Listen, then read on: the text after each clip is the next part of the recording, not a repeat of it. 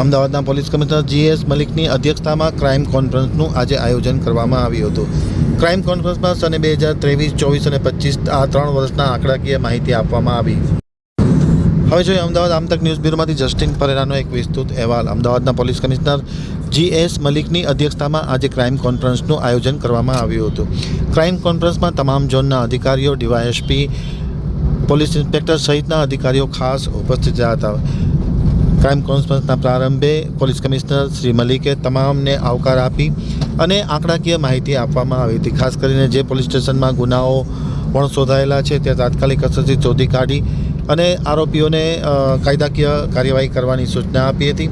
સાથોસાથ સને 2023, 24 અને 25 આમ 3 વર્ષના આંકડાકીય માહિતી પણ ક્રાઇમ કોન્ફરન્સમાં આપવામાં આવી હતી અને જ્યાં જ્યાં ગુનાઓનું પ્રમાણ વધારે છે ત્યાં પોલીસ કમિશનરે તાત્કાલિક અસરથી કડક પગલાં લેવા માટે તાકીદ કરવામાં આવી હતી.